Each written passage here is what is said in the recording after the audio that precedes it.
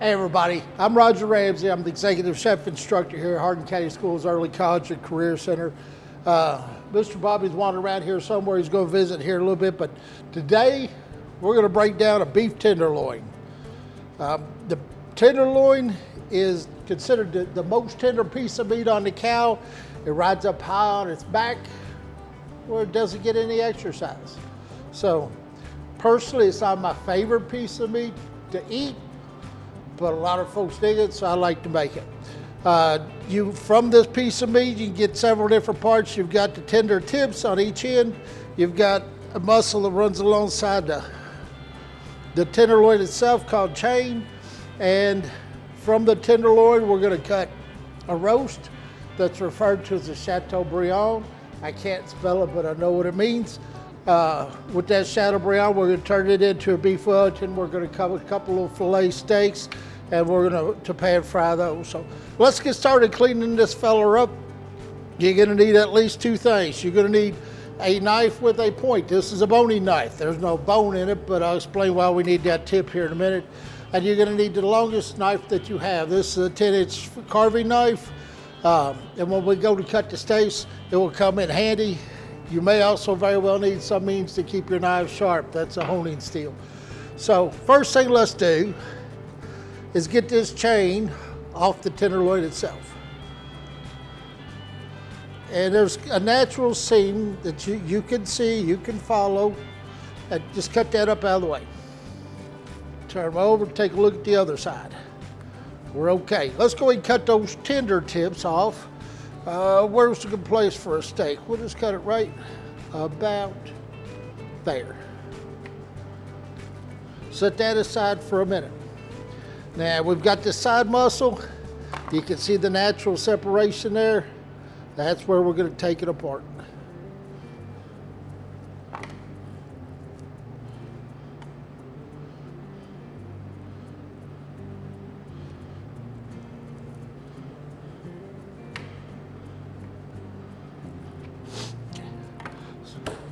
So, you notice on the outside of this piece of meat, there's some connective tissue. That's a little fat cap.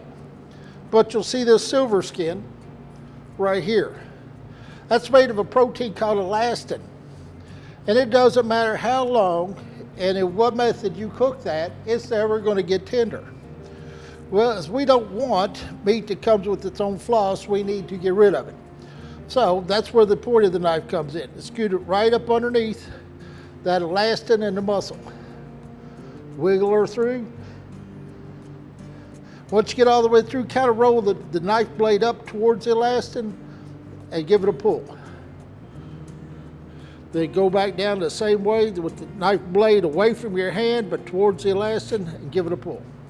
Now that's garbage. We can't do a thing with that.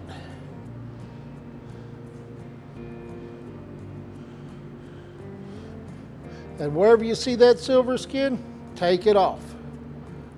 Again, we don't need food that comes with its own floss.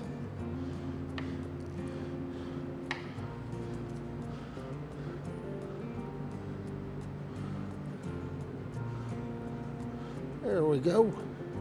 And just kind of turn your knife blade up towards the elastin, away from the meat, and give it a pull.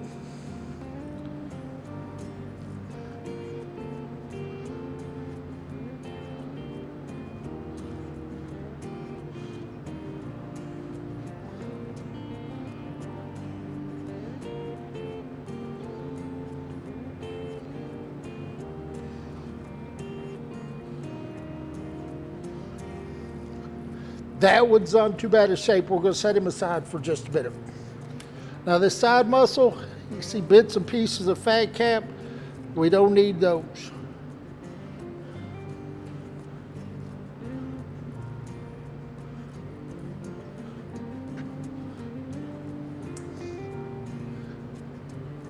A little more silver skin. It's got to go.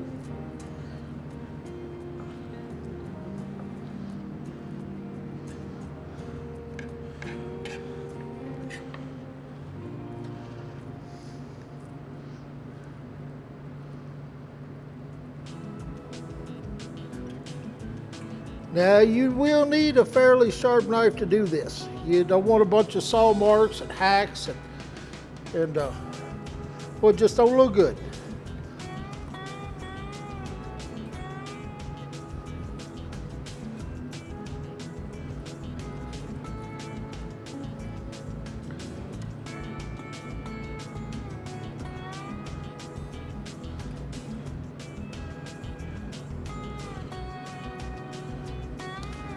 The side muscle seems like he's doing okay now. Let's clean that one up just a little bit. Now this is part of that chain.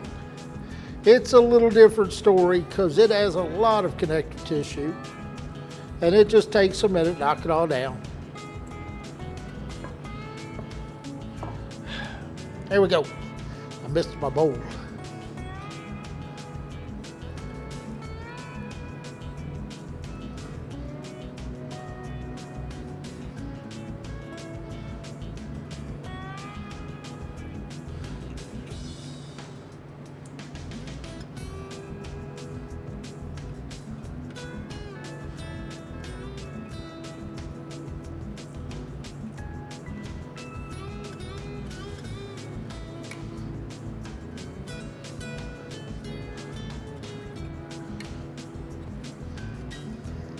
Set that one aside. Whoops, let's get that part off. A little fat.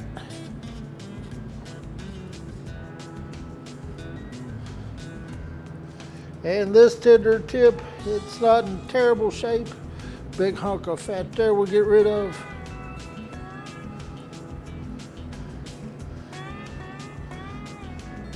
A little more fat there.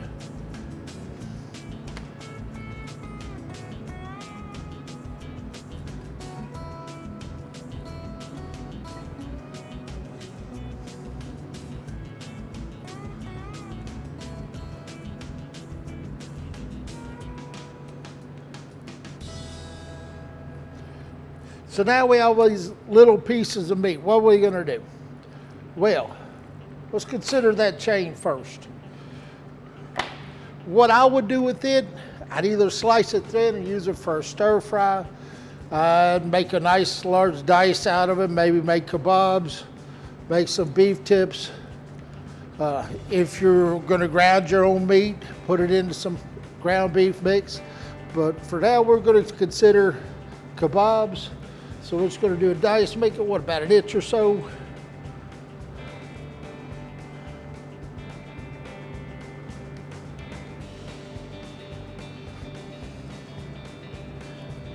Okay.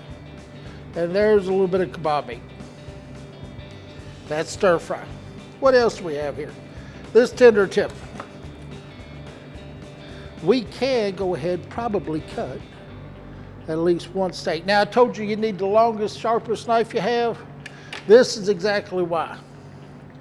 You want to make this meat soft, incredibly soft. So you don't want to saw back and forth getting through that. So what you want to do is decide how thick you want your steak. We'll call that about 2 inches, and push straight down and pull it straight back. That's all the cuts you're gonna make. You're not gonna saw it, you're not gonna rip on it. You're gonna push once and pull once. So that's 2 inches. Let's make this at about 4. And then split the difference. Now, we could take that because it kind of got, well, it's on the taper. We can still make a steak out of it. It's on the taper, but we can butterfly it, fold it over on itself, maybe wrap it with a piece of bacon, and there we have another steak. Side muscle. Let's tell you what, let's get all that out the way. Let's make some carpaccio.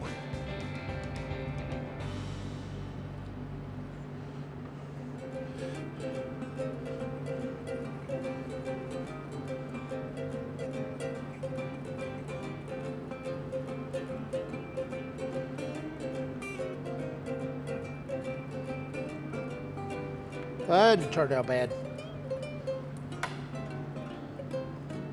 Ideally, if you want to cook carpaccio, you're going to put that muscle back in the freezer, let it firm up. If you wonder what carpaccio is, it's raw beef. How about that? You can eat it raw.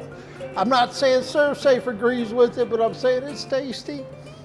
So you would take these thin medallions, pound them out just a little bit so that they only have one side. It's about how thin you want, right? It just gets a little seasoned of salt. It comes with condiments, maybe some greens, a little ground mustard, pasteurized egg yolk. But you can eat that tenderloin absolutely raw. This works much easier if you put that in the freezer, let it seize up for a few minutes, firms up all those proteins. Push and pull. Push and pull.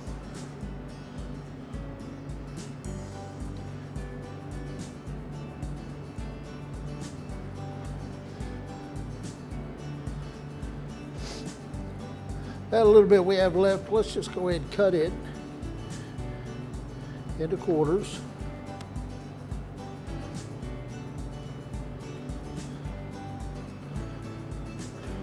Cut it into a nice dice. And we're going to put it with our kebab or stir fry or whatever you want to do with it. So we've got this little tail. Yeah, it will fit.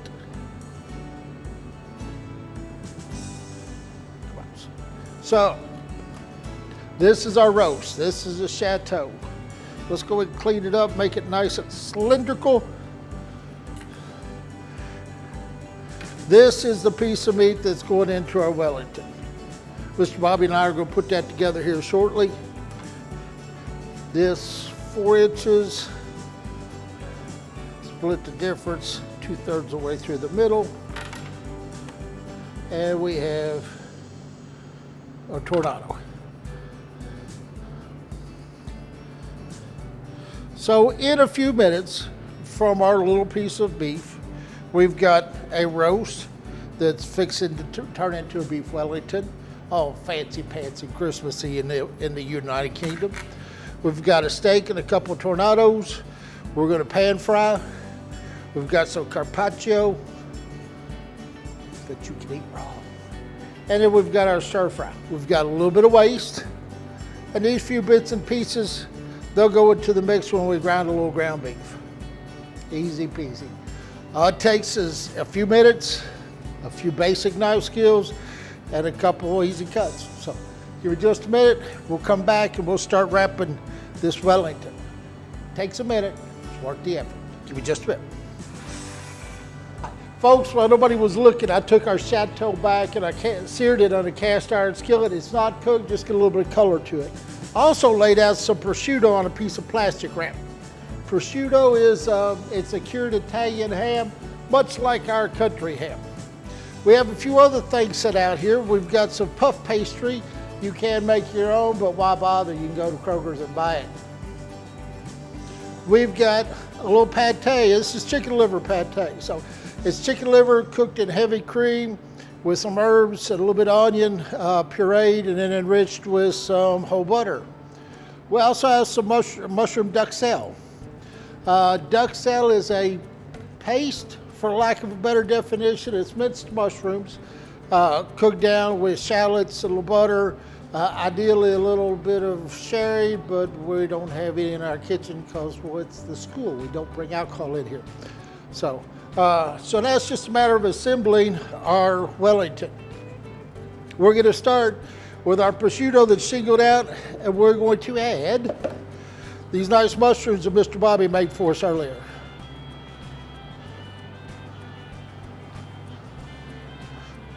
And there's smearing. Everything's hot in the kitchen today.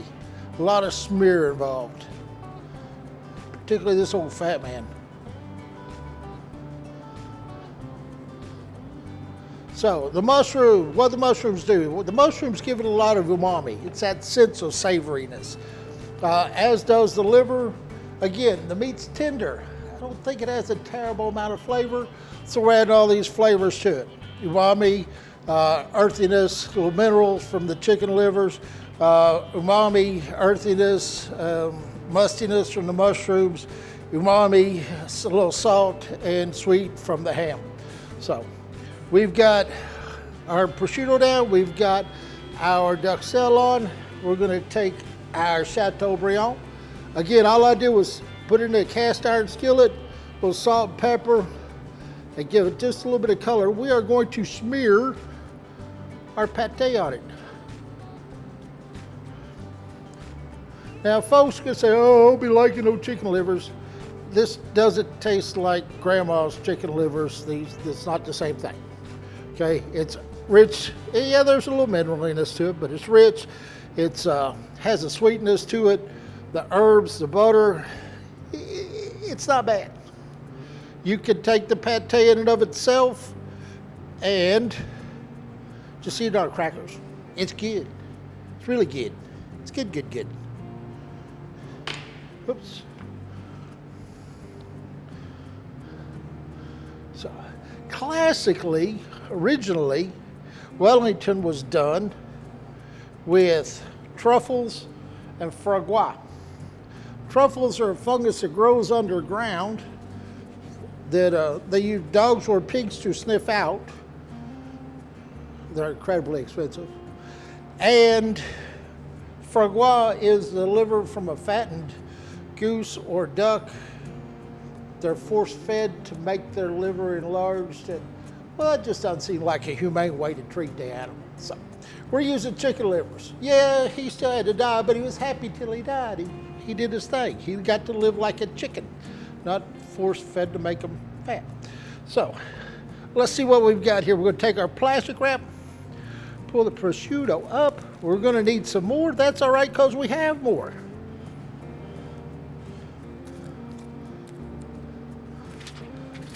Oops.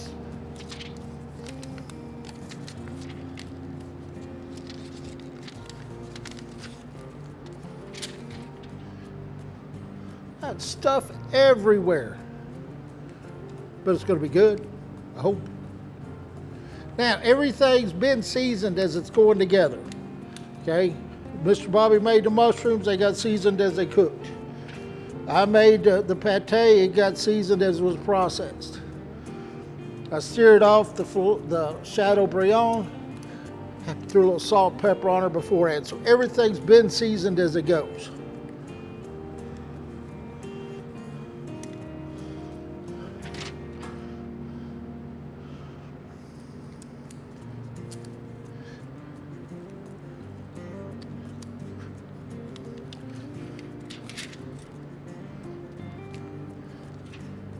I think that'll suffice.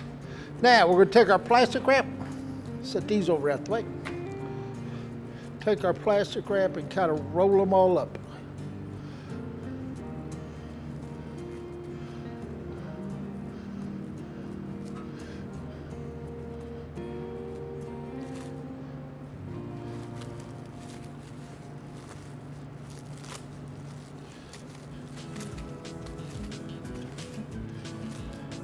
And now that little wrapped roast is going to go in the chill chest. We're going to get it cold again. They're going to wrap it in puff pastry. Then the whole thing gets roasted off together in the oven. And meanwhile, I think Mr. Bobby's going to come visit and make some steaks for y'all. So I'm going to get this out of the way, clean up my mess. Mr. Bobby will be right with you. Welcome back to EC3 Really Cooks. It's beef day. We're breaking down a beef tenderloin into different parts and the different dishes we can make from that. We're now going to start with our tornadoes, which the tornadoes were from a smaller part of the beef tenderloin that we butterflied open. And now what we've done is we have wrapped it in bacon. This is called barding. Barding is adding fat to the outside. One of the great things about filet is it does not need a lot of seasoning to make it incredibly delicious. So we're going to salt and pepper. We'll do both sides. And we are holding, obviously, in place the bacon with bamboo skewers. We've gotten our pan really, really hot. It's ready to go. Right as it starts to smoke. Now all we're going to do is sear both sides, and the searing part is just going to seal it up. We will have to finish this in the oven. It'll probably take 5 or 6 minutes to do so. These are about 2.5 inch cut tornadoes. Do need to move it around a little bit so it doesn't stick. And what's going to happen is this fat, the bacon that's wrapped around, we've loosely got it wrapped around, it's actually, as it cooks, it shrinks and it's going to hug the steak. It's going to impart that flavor into it. And something being brown on the outside, especially on a fillet like this, you're adding a crust. You're not really burning it, even though sometimes it looks like it got burned.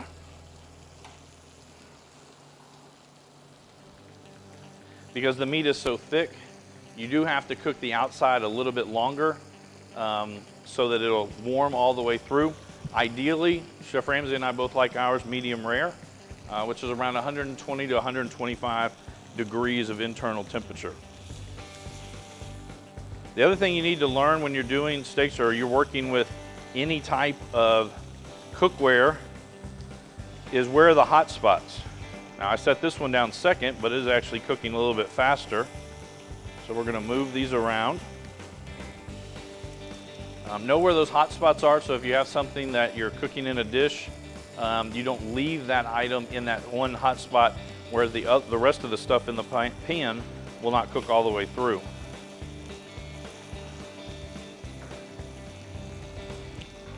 Just a few more minutes.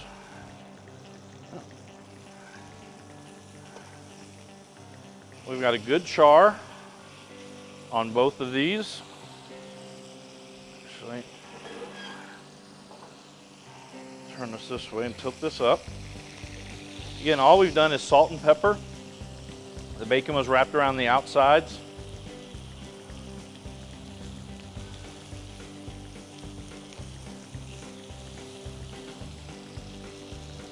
And when you're cooking steak, really any steak, you only really want to flip it one time. If you keep flipping it that side, when you flip it back over, it has actually started to cool, and then when it heats back up, it will dry out the meat a little bit faster than you want to.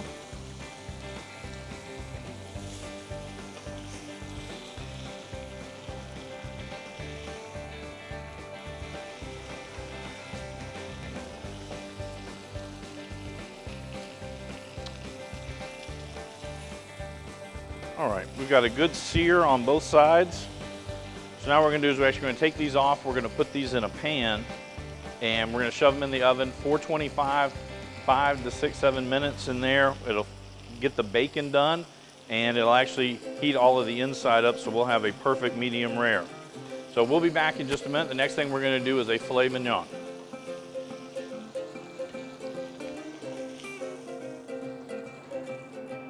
Welcome back to EC3 Really Cooks. It's beef tenderloin day, and we've now moved to what is my favorite part of the beef tenderloin, the filet. And we're gonna make this up. Our filet has been cut approximately 2 inches, which is ideal. Another great thing about the filet, it does not need a lot of seasoning, a lot of help as far as seasoning. We're gonna just salt and pepper the top and bottom. And then actually what I'm gonna do is roll this in the rest of the seasoning, get that on the sides.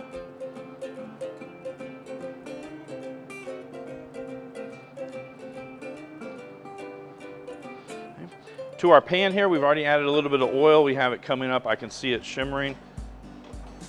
It's about ready to go. We are going to have to cook this just a little bit longer than usual.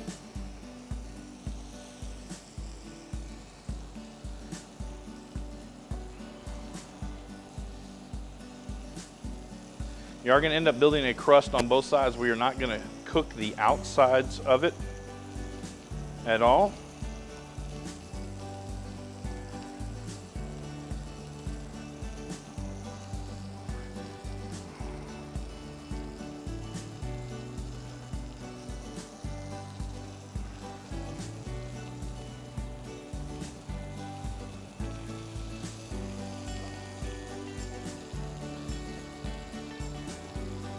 And after about a minute or so, what we're going to actually do is we're going to add in some unsalted butter. And we're also going to add in some rosemary and some thyme. Just let that heat up. And you want to do this about halfway through the first side. So this will all start to have some flavors, and that butter will absorb the thyme and the rosemary.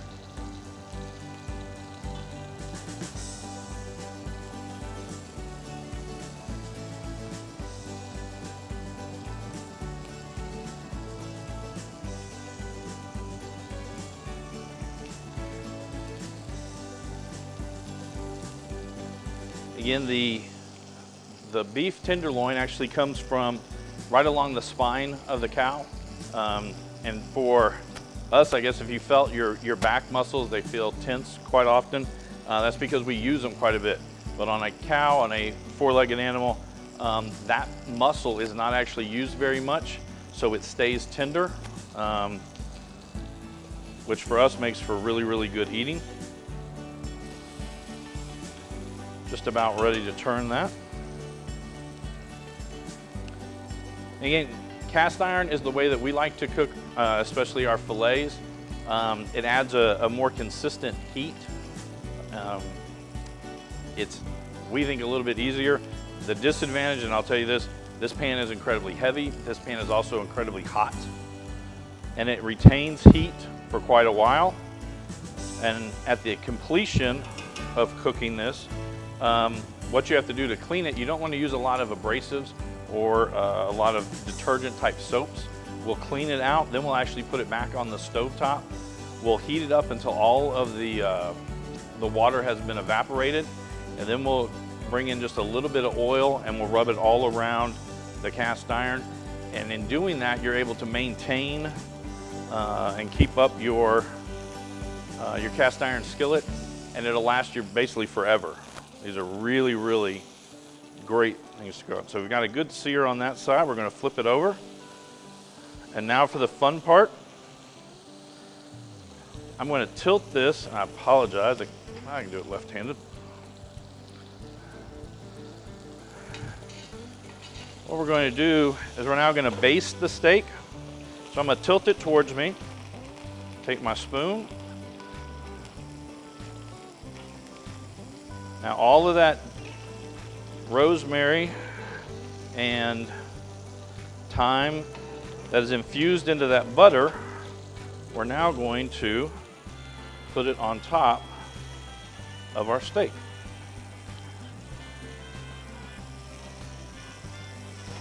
So we'll do it for a little bit, then we'll take it off of there. We'll set the steak the same way that it is. And in about 15-20 seconds, we'll do the whole basting process again.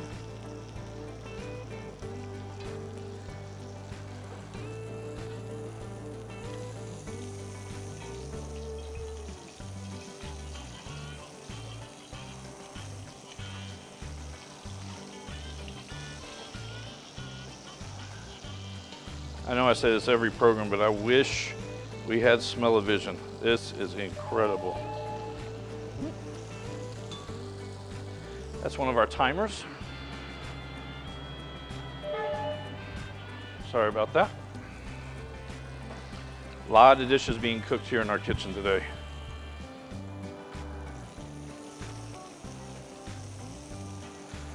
Next, one of the most important things you can do after you're cooking a steak, and you can do this, it doesn't have to be just the filet.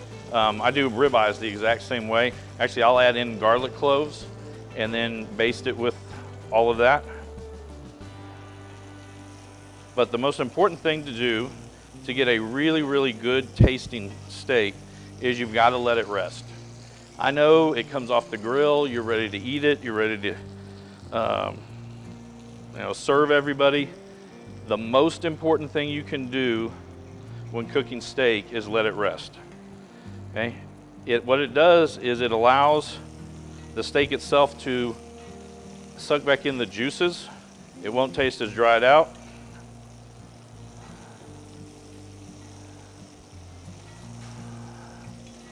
We're just about finished here. And a good rule to follow is however many minutes you took in making the steak or cooking the steak, let it rest that exact amount of time as well. Almost finished here.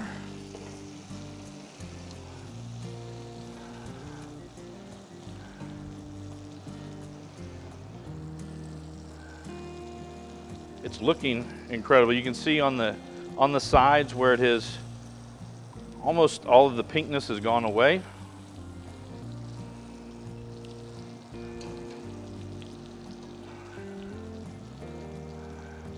Got one more good basting.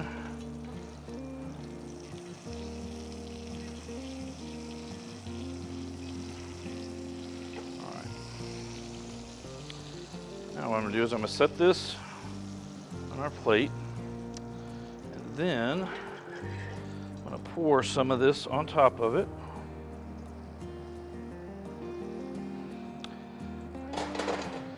I'm gonna let that rest, and when we come back, we will have our filet along with our tornadoes, our beef Wellington, all of that will be ready to go.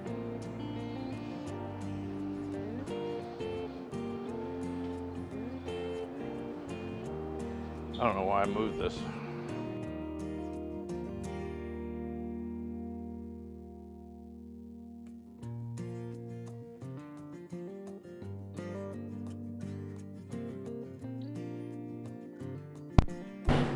One, two, three. Okay. Good deal. Are you recording? Okay, we are ready. Okay.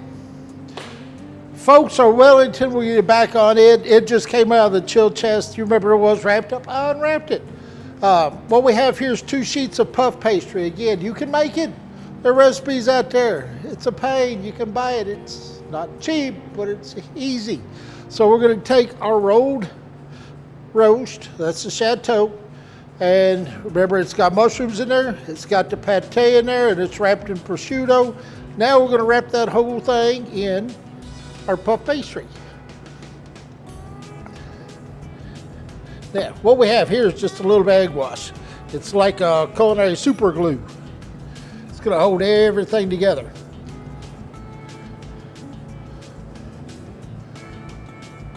Tuck the ends.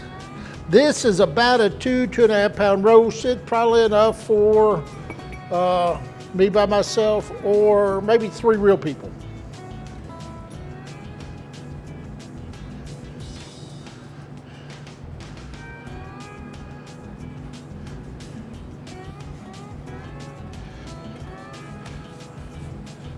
Covered in flour, get a little bit of that off. Now we're gonna take that same egg wash that acts like a glue. We're going to brush the whole thing. What that's going to do, that extra fat, it's going to help it brown. Make it nice, golden brown, and delicious.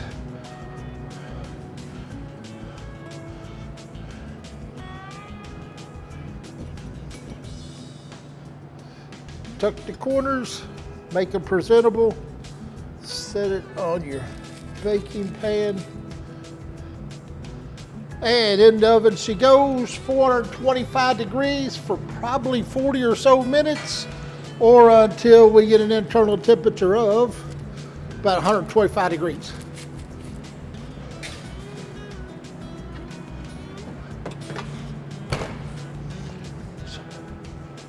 That's what we've got so far. Would be a few minutes on the Wellington. We'll get some plates up for you shortly, see what we made today. Well, folks, here's our 4 dishes we made out of our tenderloin. We've got our carpaccio. Yes, ServSafe's not going to tell you can eat raw beef. If you don't have a compromised immune system, it's fresh beef. You treat it right, you hold it, you'll be okay. This just has a little bit of mustard, some lemon, a couple of olives, cornichons, a little olive oil. Just make it just a little flaky salt, and you're good to go. So we've got our carpaccio. This is Mr. Bobby's tornado. It was that butterfly steak wrapped in bacon that he seared off and finished in the oven. Mr. Bobby's filet, they basted so lovingly with all that whole butter with the herbs. And this is our beef Wellington. So you remember it's a Chateaubriand. It's a roast out of the center of the tenderloin. It's mushroom duxelle. It's chicken liver pate. It's prosciutto, and it's puff pastry, and it's rich and fatty and tasty, good.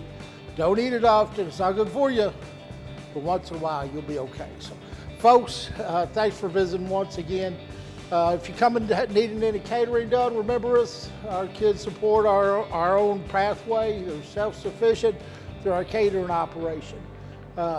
Till next time, I'm Roger Ramsey, the Executive Chef Instructor here at the College and Career Center, and we'll see you soon.